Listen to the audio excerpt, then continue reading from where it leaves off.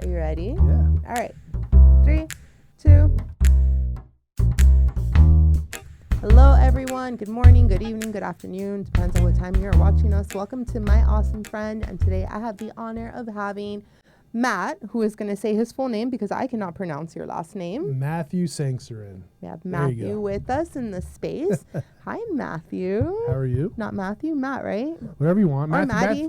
Matt, yeah, you know, that's like a Matthew's like when my mom's mad at me. Oh, okay. You know what I mean? So. Yeah. I'd been calling you Maddie for a long time because that's your Instagram handle. That's so true. the first time I walked in here, I was like, "Hi, is Maddie here?" And they were like, "Maddie who?" I'm like, "Oh, Matt." Maybe my Instagram handle should be Maddie who. Ooh, that's a good. Ooh, see, that's why you talk. You talk. So many genius ideas That have come out of this space. That is a great idea. Actually. Yeah, right. I love that. So this happens every time we talk, by the way. You know that. All the time, like the connected homies Yeah. or get out of the tank with Brian. Yeah. So many ideas. If Yeah, only yeah. we had enough time to do them all. So you are actually the reason why we are here filming My Awesome Friend, because you connected us to this awesome studio in Coconut Grove, Miami, Florida, called Wow. Nucleus Hub. I did, yeah. So what is your affiliation with this studio? With Nucleus Hub. Mm-hmm. So Nucleus Hub was born out of this, I guess, well, it was a necessity then, but the pandemic had just hit. Dan, who's the founder of GlobalPro and the founder of Nucleus as well, Dan and I were trying to figure out a way to bring our digital life into the forefront. Yeah. We always had lots of business plans. We had lots of plans about getting that stuff, really kind of dialed in and being able to use it for the power that it carries, obviously, right, the digital side of things. But we never jumped in, right? So much like everybody else, the pandemic forced it. Yeah. That was it. So very quickly, we pivoted. Dan, pivoted is my least favorite word is in that the the entire most world. corporate word in the whole? Ugh, awful. But we, anyways. we have to pivot and go a different direction now. But anyway, Yeah. we pivoted. Dan is a much like me. He's like a tech nerd, right? So if I could tell you all the cameras we tried, all the microphones we tried, Dan would have it one way. Then we got a light, and then we got a diffuser. Like we had all these things, all the toys, right? We went through the whole thing, and while we were getting, which is actually a whole separate discussion we can have about testing things, right? While we were going through all that, we were just putting the show together, and we called it the Recovery Report. I remember. Has to do with our business with GlobalPro and whatever. And we started during the pandemic, and Dan was in our old office then, and he'd go there and we'd do the thing. We get online and we tried to push it out. We tried to connect ourselves with different domain experts out there in the world, in our industry and other industries. But all that show focused around was basically real estate, insurance, and business. So that's how we started. It was born out of that. It born out of a necessity for us to get out there into the world and our digital footprint to increase and to do it in a big way, because we don't know how to do things otherwise. Yeah. So we jumped in and we did it. Fast forward a couple years. It's 2024 right now. So fast forward about 3 years, 2.5 years, we'll say. And this office was built during the pandemic. It was the only thing you could do at the time was construction and things like that. So we built out the office. We brought all this stuff over here, and we started to, Dan's mind is just constantly evolving, just constantly going. So he's like, you know what, why don't we put all the toys that we have into the next part of the office, which is over here. Let's get some soundproof on the walls and the ceilings, and let's make a real show. So if you know the video room over here, that's where we started. Nice. So again, I know I'm being long-winded as always, but so it went from basically hey, we have to do this, to then being lost in the weeds with all the cameras and lights and microphones and all that, to being wow, we've done the 10,000 hour thing. I love it. So now we're experts, right? Yeah. So here we are. And so Nucleus Hub was created, and my affiliation is more of Dan's my best friend, and I want my best friend's idea to succeed, and so GlobalPro uses the hub. We're always here supporting when we can. They're always supportive of us, obviously, both teams. But I always, it's funny, Anthony, when he came in here before, he's like, you realize you've done this so often and you were here before everybody else that you can't come to our events anymore and tell people you don't know why you're here. 100%. You can't do that anymore. You can't. But I disagree. But okay. Well, I love it. The other day I was talking to a friend / mentor of mine, and I was telling him about the My Awesome Friend podcast, and he said to me, well, are you making money off of it? And I said to him, no. I mean, maybe at some point in life later down the road, but I said to him, I'm doing this actually as a self-fulfilling project, if you will. Yeah. My grandmother was a news radiocaster in Cuba and an actress. Yeah. And actually, when she passed away in some point in the early 2000s, she was doing a novela with Telemundo at the time. So acting and the creativity runs in our blood. And so I'm very grateful that Nucleus exists because, I mean, I could have done this at home on Zoom, just like everyone did during the pandemic, but it's an opportunity for someone like me to have a self-fulfilling moment where I am doing something that I grew up watching my grandmother do, who raised me, by the way. And not only that, but I am so frustrated and annoyed with all the negative news out there, right? And especially in Miami, there's always something that's not positive. Yeah. And in working with nonprofits and in communications, it's so hard to get coverage for the good news. That here's a space where we can do that, where we can meet awesome people like you and learn about cool initiatives and projects like Nucleus Hub, and just put more good content out in the world. So that is a little self-fulfilling positive testimony to the studio and to you. So thank you for connecting us.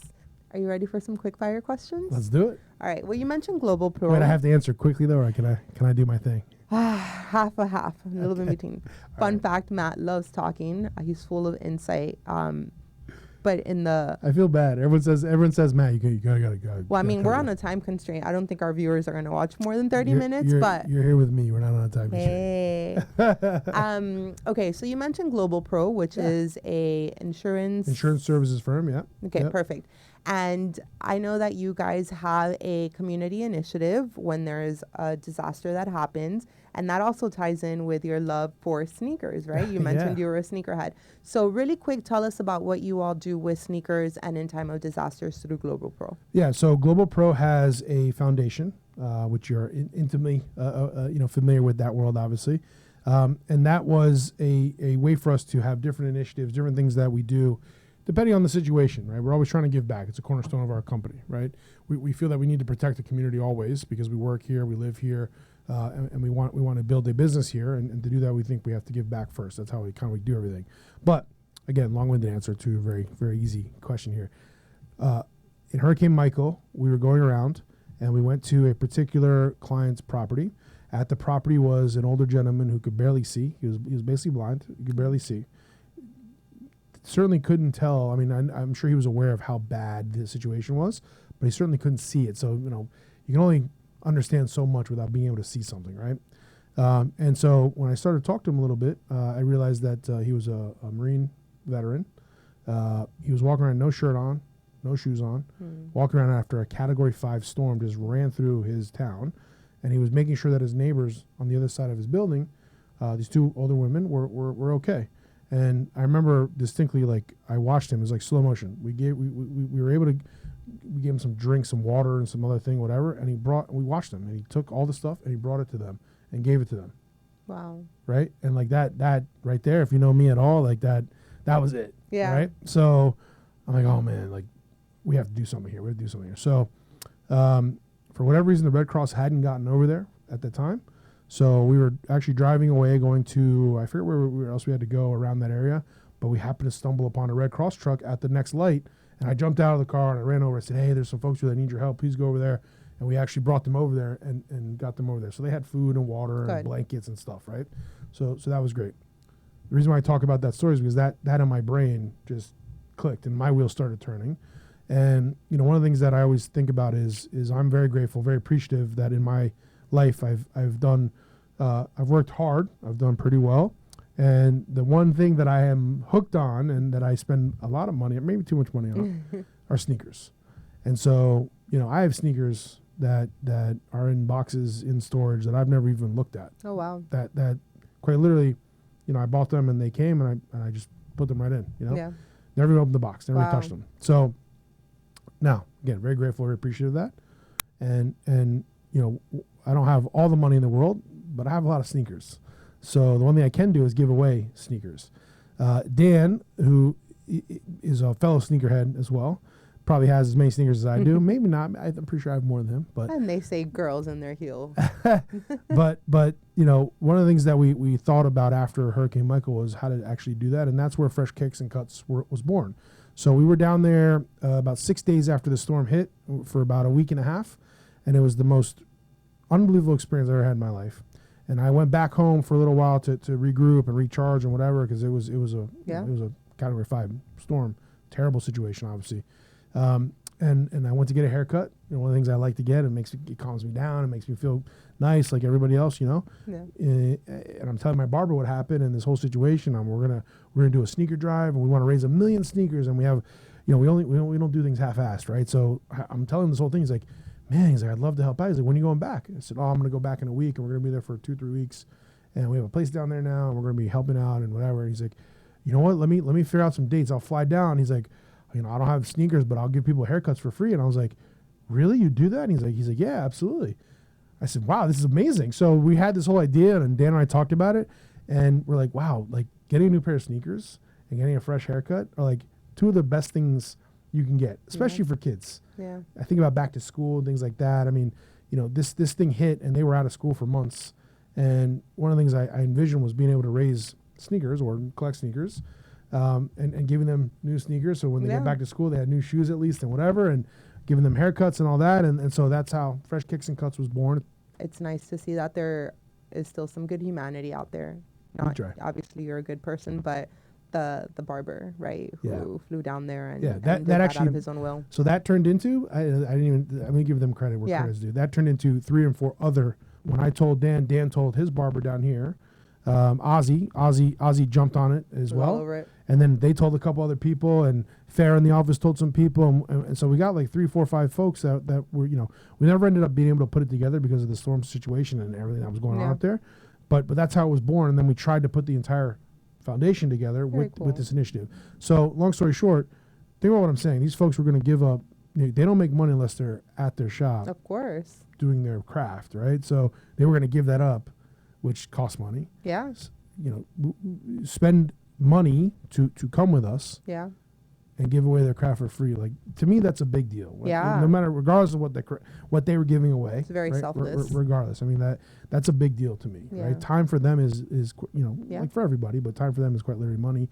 And you don't have all the energy in the world. We're humans too. You know? So I appreciate that very much. So. And that's an interesting point. I think most often, and this is going to deviate a little bit of our conversation, but to me, it's such an important point.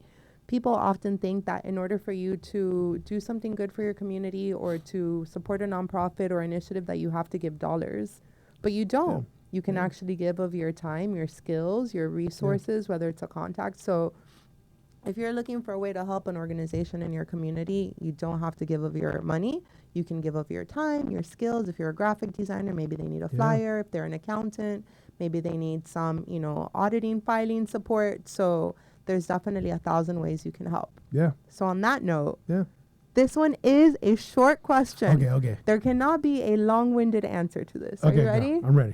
What was the last pair of sneakers you bought? I just bought some today. All right. Well, what did you buy? That was easy. That was the easy answer. What did you buy? Today the Lunar Roams came out. So the Lunar Roams are being re-released. One of my favorite sneakers ever. So they're just being re-released this year. I missed the first colorway, unfortunately, but I got the second one, and then the third one came out today.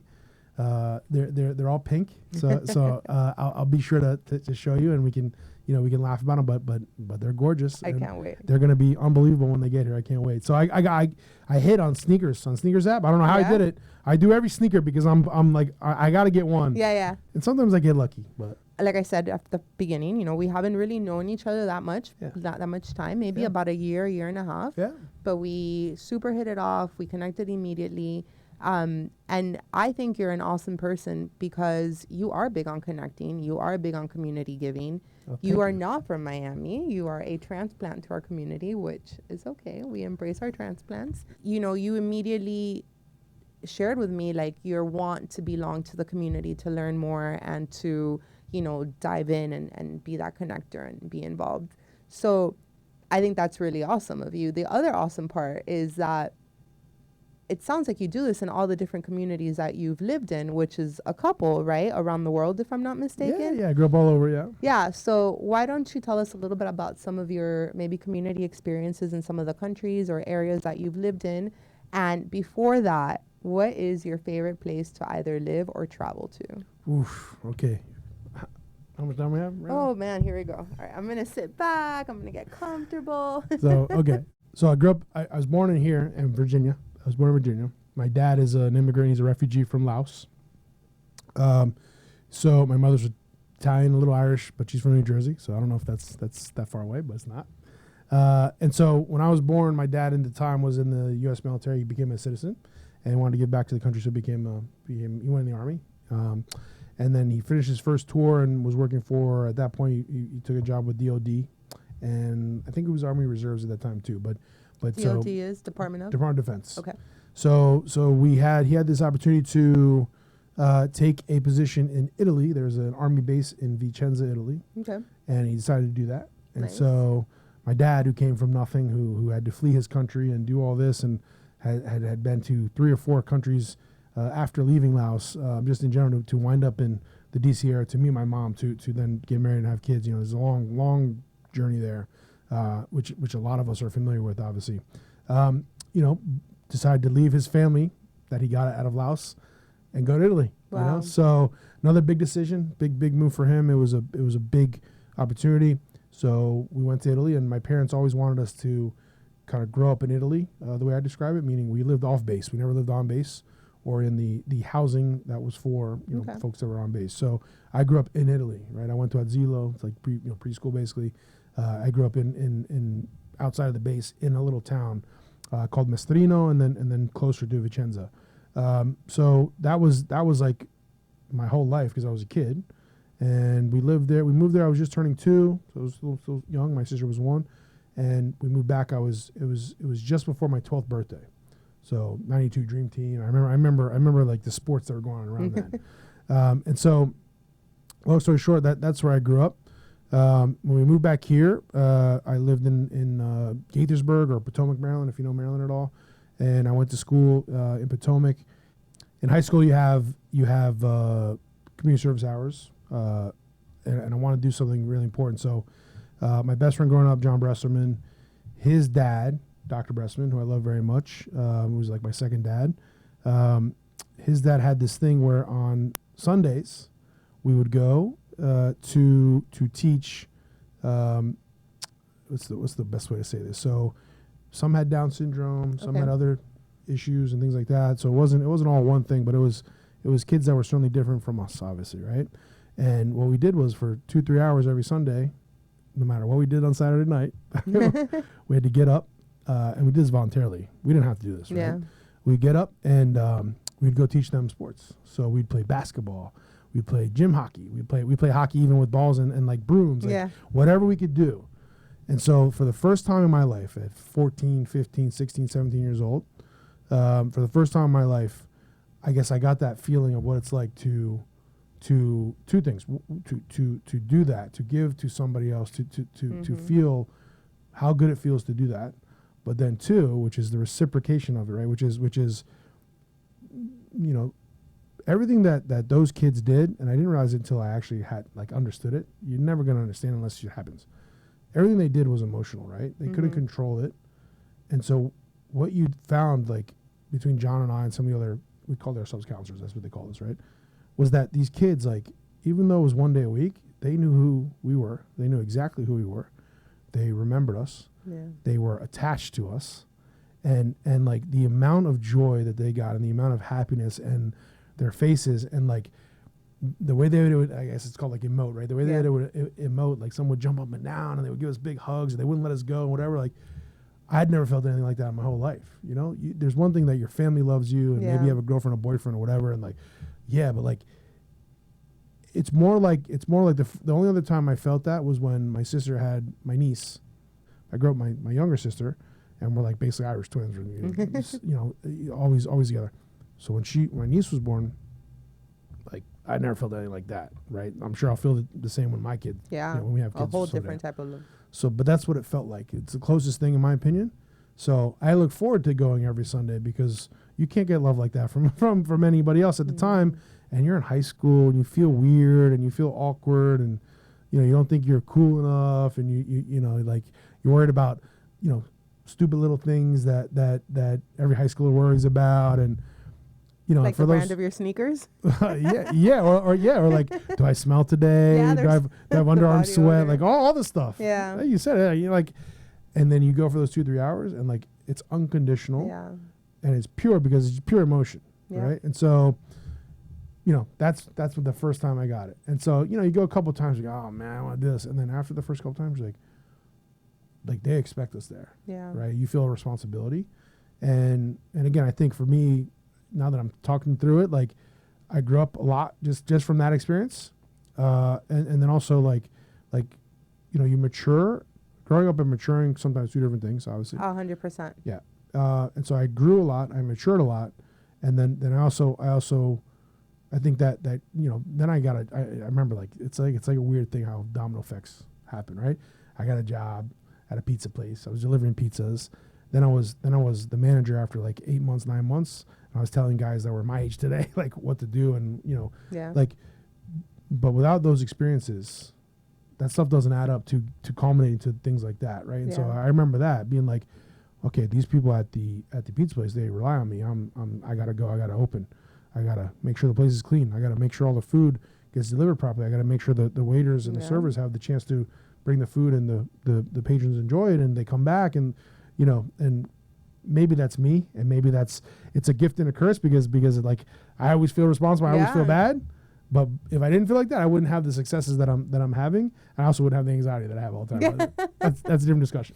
That sounds like the Was that- millennial lost I was gonna generation say, yeah. discussion we were having Yeah. about like how What does our that sound like? generation. What does that sound like? Right? Yeah, our work ethic. I have to agree with you. My first volunteer experience was at 8 with the Special Olympics. Wow. So it was wow, I along love the that. same line too. I And love they would that. get so excited when you would cheer for them or Yeah. like even just bring them water. And Yeah.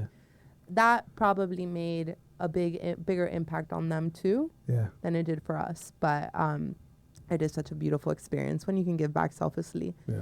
All right, ready for our next quick fire question? Wait, you didn't answer the question. So what's your favorite place to travel or live in? Oh, see, I answered so long. I forgot about the Yeah. second one. My favorite place. So I haven't been back to Italy in 30 years. Wow. I just told you how old I was, basically, right? So I left just before turning 12. I haven't been back.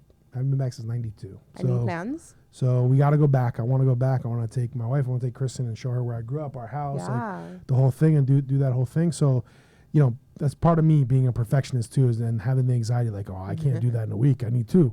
Well, I can't do that in 2 weeks. I need 3. Like, Yeah. but I'll get over it. So we'll go back at some point. I also have family. I have my nieces and nephews, my sisters in France that I want to go visit. And Nice. haven't been back there since my dad took me in 2004. So it's been 20 years for that. Wow, it's time to go back. Yeah, and so I think now I'm in the stage of my life where it's funny, I'm midlife, right? So We are midlife. I know, I just realized I could buy the Porsche, or I can go visit my family and go back to where I grew up. So I'm at that stage where that's my thought. Like, we have one life. Like, I can't waste another 20 years. Not going to happen. Then I'll be too old for my sisters today and the young nieces and nephews that I have now. I don't want to miss that stuff. So we're working on it, Good. and that's, we got to find some time amongst all the other things that we have to do. But that's the plan. Hopefully, is to start doing all that stuff more often. Good. So Yeah, life really is short when you think about it. Yeah. And our days they're blessings. They really are. It's much better to look at it in a positive way than be boggled down by the negative and time. when you're younger, you think you have all the time, right? And then a switch goes off at some point. You go, shit, Yeah. I thought I had all the time. And unfortunately for me, I learned the hard way, unfortunately. It's a whole nother discussion for another time. If you want me to start crying, we can do that. But I learned it, and now I got to do something about it. Yeah. Right? So, So not to well, I don't think I answered the questions. Let You me answer the question. yeah, Italy. It sounded like Italy is Yeah, probably if the place. there's any place in the world that I could just pick up and go and Yeah. leave and go back, it'd be back to Italy, Yeah. for sure. Yeah. That's awesome. So real quick, you mentioned the anxiety. Have you seen those videos that say like millennials, when did your anxiety start? And it's all the like Super Mario Brothers. It's Yeah. just so true. It's so Yeah. true. Duck Hunt and all the games that came in the original Nintendo. Yeah. With the like music that just kept you on your Yeah. edge the whole time. Yeah. I'm gonna ask this question. It's not a 2-part question, but it's an either or Okay. because not everyone reads. But You can't give me either words. You know what's gonna happen right now. pick one. Last show or book that you read or watched. Or Show both. like what? Like Broadway or TV? Or like, what do you mean? Binged on a streaming platform. Last book I read, I think, has been a while. Last book I read, I think, was The 48 Laws of Power. Okay. Which is probably surprising just after that story, but that was a long time ago. I think that was 2000. 2010, Okay. which is like almost 15 years ago. Wow. Last show that we just finished is Will Trent is like the show that we've been. I just finished watching the last episode before coming over. Yeah. So we just watched that whole season 2 now. 2 or 3? 2. Oh, whatever it I think is. so. Like, The last one. We're caught up. Yeah. So we're waiting for the next one to come out, the next episode. But I like shows like that. That's the kind of shows I like. Me too. So you like them too. Yeah, they're good We're like shows. twins. We're like twins. So Will Trent was the last show. Wait, are you watching The Cleaning Lady? No, not yet. Oh, What's you that? gotta watch The Cleaning Lady. Oh, is that the one where she's like an a- undercover like gangster, like not gangster? I mean like a agent, like a. Well, she is actually like a cleaning person and Yeah. gets caught in some cartel something or other. Oh. And they make her clean like a scene. Yeah, And so it just goes downhill from there. We'll leave it at that, but I recommend. I gotta check that out. Yeah. So Will Trent, and then my wife, who like I don't know if this is good or bad, but she's like a true crime. Yes. You know, there's Yes. a lot of you out there. There's a lot of us crazy. So she's always like on the next like documentary about whatever crime happened, whatever. Love. So we watch that too. But Will Trent is the most recent entire show that we watched. Very cool. And I don't know what's next. Maybe I don't know what's next The actually. Cleaning Lady's Yeah, pretty maybe that's good. next, Yeah, yeah. that one's good. So you're a community guy. Yeah. You like giving back to your community. You love getting involved. You like connecting people, which obviously I'm very grateful for because, again, we're here at Nucleus Hub. What does Matt do on his downtime other than look for sneakers? Good question. I've been trying to get back into working out lately, so that's really been a big focus of mine. I know you've been running and stuff like that too, so me too. Just trying to get back into but literally like it's hard for me to say this, but like I'm just trying to move right now. Yeah, you know? that's all it is. We've been working so hard. I've been working hours and hours and hours, 12, 13, 14 hours a day, 6, 7 days a week, for a long time now. And just to grasp everything I need to understand and work on for the business. But, now I'm trying to get back to myself a little bit more. So I've been playing tennis lately. I'm playing tennis again Friday, which feels great. Nice. Haven't played in 3 years. My dad was my tennis coach my whole life, and unfortunately passed away 3 years ago. So I picked it up on the anniversary of his passing. So Nice. so like It's a nice Friday I'm playing tribute. again. Yeah, Friday I'm playing again for the first time. I hadn't looked at my rackets in 3 years. I haven't touched them. So that was a big feeling too. Good feeling. Good. I'm doing this other workout where it's pool based, so it's all CO2 training and stuff like that. And my focus now for working out, like I used to try to just get big and strong because I played football and played college football and all that. And now it's more about trying to figure out how to make myself calm, right? So if that makes sense. So Yeah. this workout is awesome. It's called Deep End Fitness, but they just came over here in Miami, and I finally was able to go. I'm trying to go 2-3 times a week. It's awesome. It's all about underwater training, Very cool. slowing your heart rate down so you can hold your breath longer, controlling yourself while you're Yeah. lack of oxygen and you're underwater like 12 feet, that type of stuff. So pretty cool. All right. So we've talked about different locations you've lived, talked about your sneakerhead, about Nucleus and GlobalPro. You haven't read a book in a hot minute, but that's okay. You're All I do is read all day. Exactly. Whether it's contracts, whether it's terribly written letters from insurance companies, I read all day. And All day. and I'm also a writer. I write all day for the most part. Emails, actual formal letters, Yeah. like I write all day.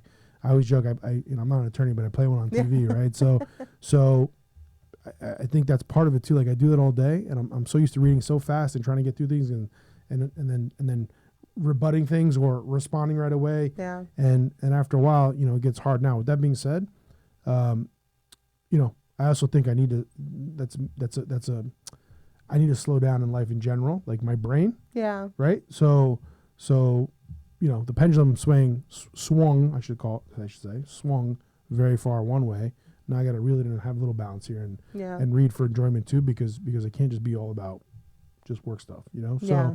So Which I think is something that a lot of us are trying to figure out, that Yeah. balance. Yeah, I'm trying to figure it out. So we'll see. I mean, maybe it is more of the that's also probably my ADD too, right? But maybe it is more of the 15-minute Cliff Notes version of things. Yeah. And that'll get me more interested in reading the rest of it, because that's how I also am too. I'll read 15 minutes and be like, shit, I really need to read this whole thing. Yeah. Because it's not enough substance. It's Yeah. it's not the meat of the entire Yeah. thing, right? So What is something about you that maybe not a lot of people know? I certainly wouldn't know it because, like I said, we're fairly new friends.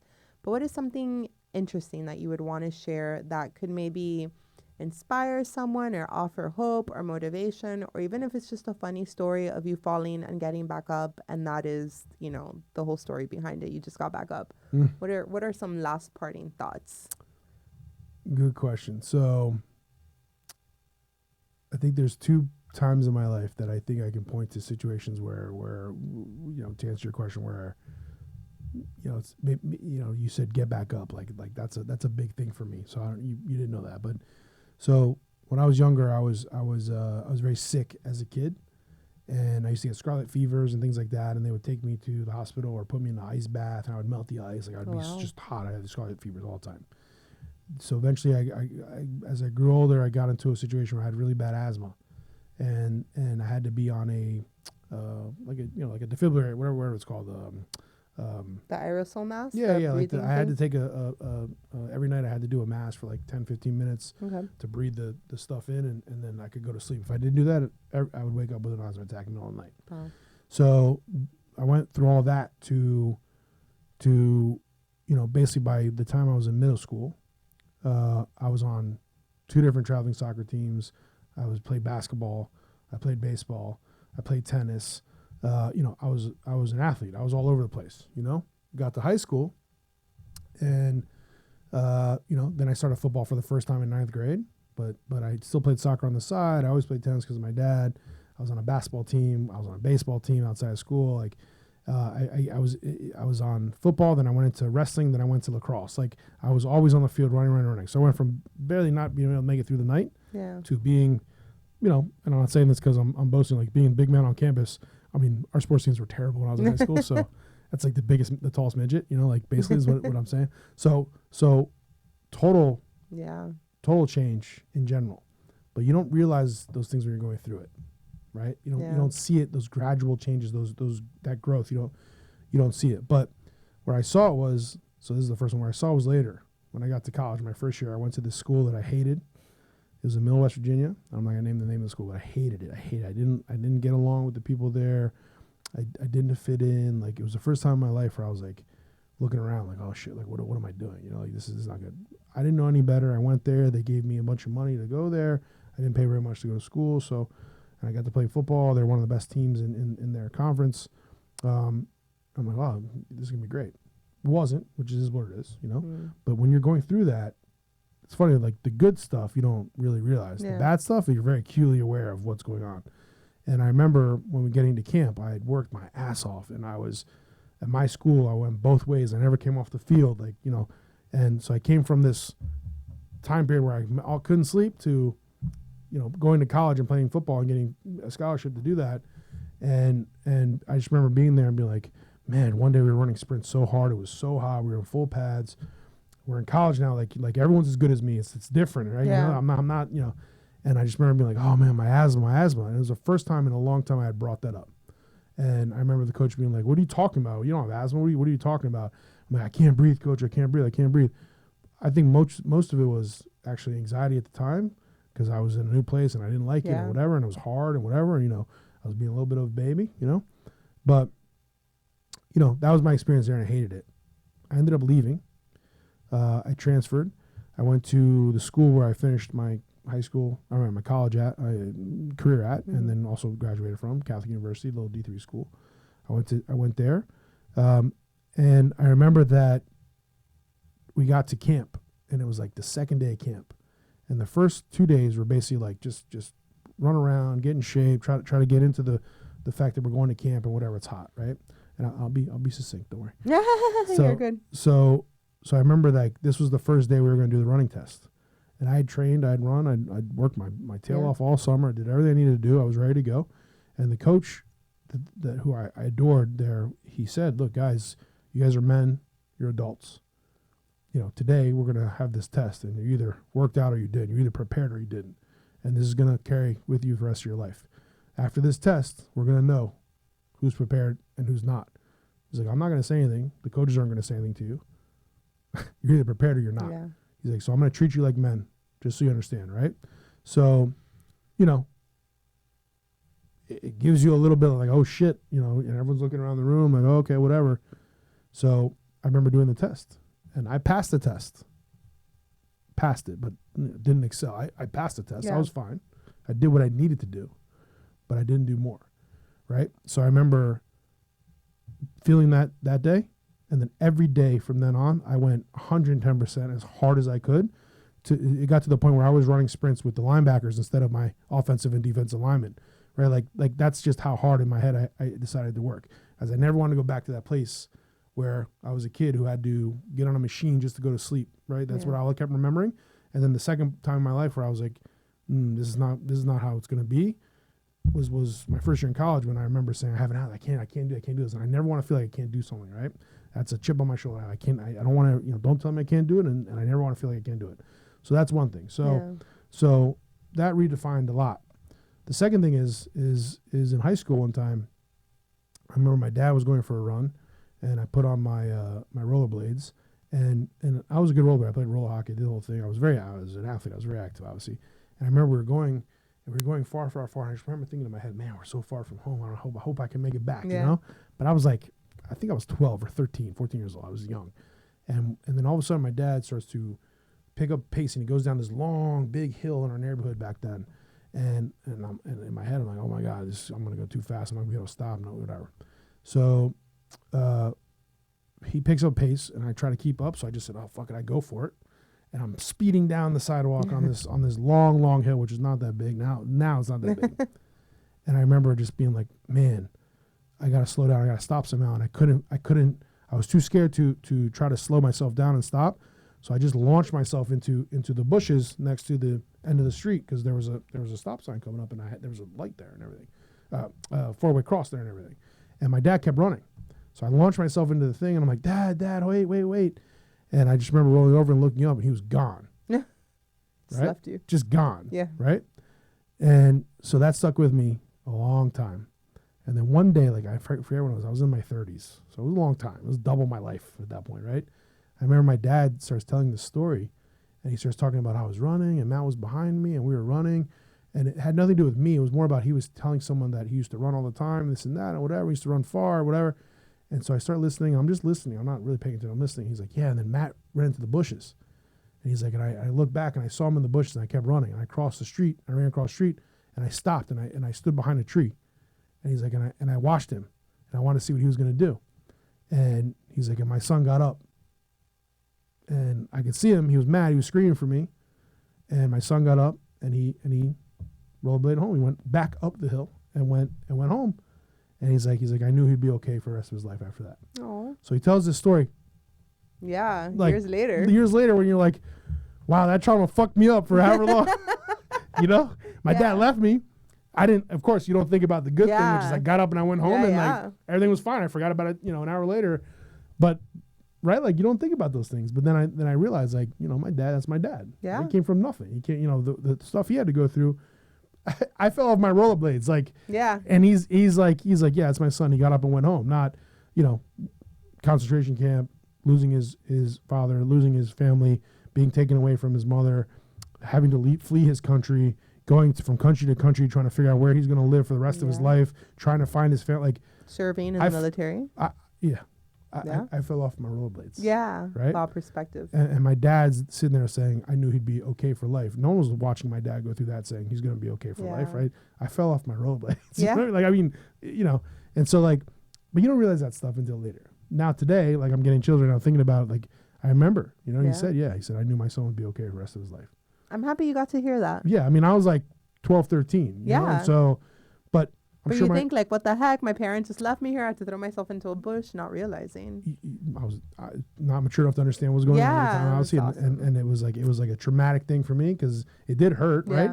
But like that's one of those things where you said to get up. Like I always get up, and it's one of those things where I don't know why that's always stuck with me. Like get up. Like even like I'll take I'll be with Dan's kids. Like I'll be with Luca or Minka or whatever. Like my nieces or nephews or someone, and someone will fall down or whatever. I'll just say get up. Get up. And I don't take any answer. No, yes, I don't care. Even they say, okay, no problem. I just keep saying, get up.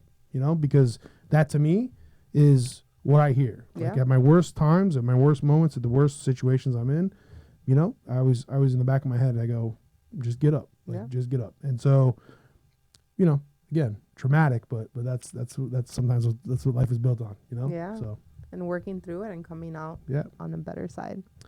Yep. That's awesome. Well, thank you for sharing that. If people spent more time trying to figure out how we all have similar experiences in life, 100%. I think things would be different, right? And so, you know, I think today, and don't take this the wrong way, anybody who's listening, right? I think today we're taught to tell everybody our feelings and our emotions more than we were taught to understand them, if that makes sense. Yeah. Does that make sense? Yeah.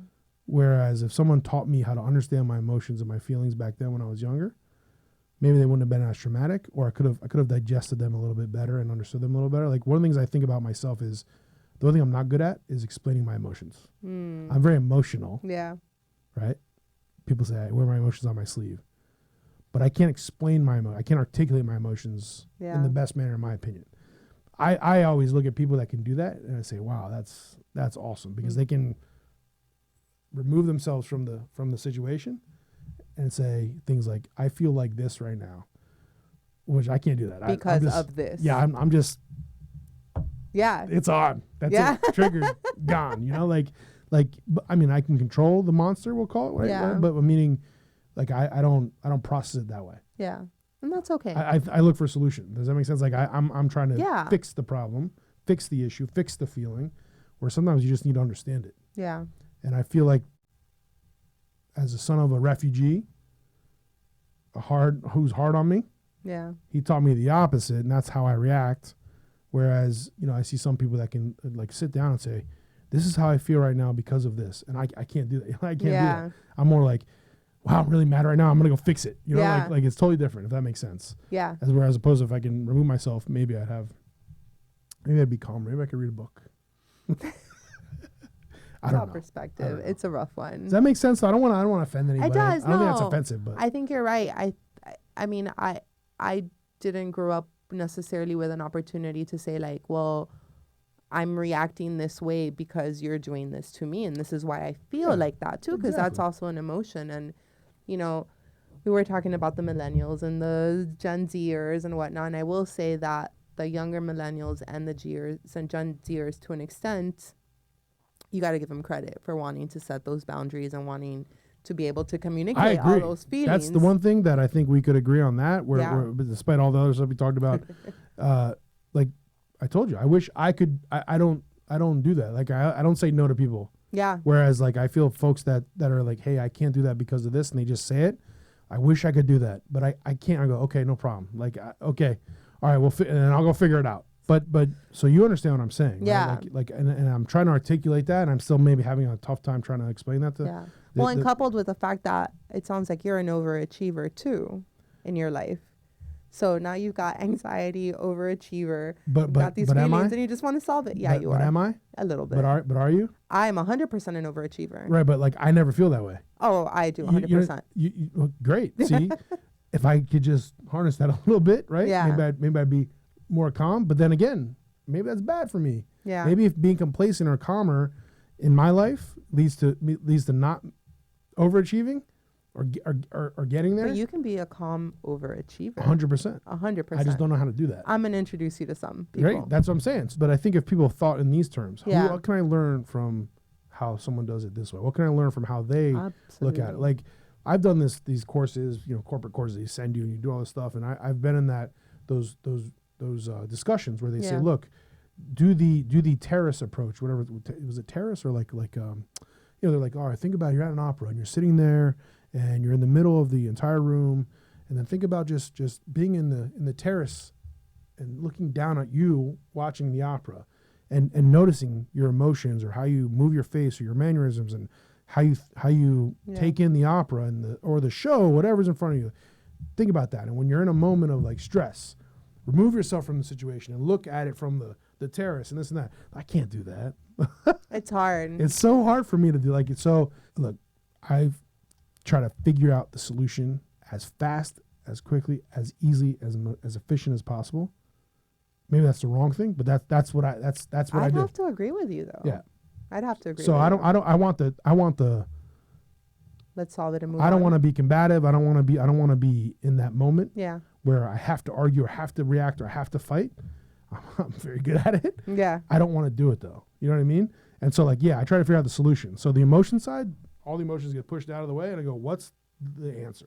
But that's okay, because I think sometimes too many emotions in play can lead to the Sure. wrong solution or the wrong solve. Sure. So just solving the problem right then and there, not necessarily to correct your emotions, I think, but to like just get over it and be able to move on. Yeah. I think there's absolutely nothing wrong with that. I'm sure others would beg to differ, and I think that's okay. I think it's like the same way you lose weight, right? Like there's not one type of way for everyone to lose weight. That's It's not right. like a universal solve. Yeah. And I think it's the same way for, how you handle your emotions and, Yeah. go about problem solving. But thank you. Thank you for opening up with me and our 5 viewers. I dropped the bomb right at the end just for you. I love it. I know. I'm almost thinking like, what the heck? I'm going to have to put the ending at the beginning. Kind of work it like the movie Memento. I don't know if you've ever seen that movie. Awesome movie. I've seen. See, so we can talk movies and shows All day. and music and albums all day. All day. Well, Matt, this has been really fun. Yeah. I'm excited to have gotten to know you a little bit more. Thank you for opening up. I got to know myself a little more. So I think that's a big takeaway This is from a this. fun Thank you. therapeutic session. Next part 2. Wait for part 2 Yeah. on our show. On the recovery report? On the recovery report. Then we're going to talk about you. Lots of trauma recovery. That's on right. the recovery report. That's right. All sorts of recoveries. So it's going to Yeah, be I'd great. be It's gonna be happy great. to. We'll Oh, link good. them. Well, I, thank I, you. I think we can link them. Yeah. Yeah. That'd be great. Thank you everyone so much for tuning in. It has been such a great time being here with Matt today at the Nucleus Hub in Coconut Grove, Florida. And we'll see you on the next one. Bye. Bye.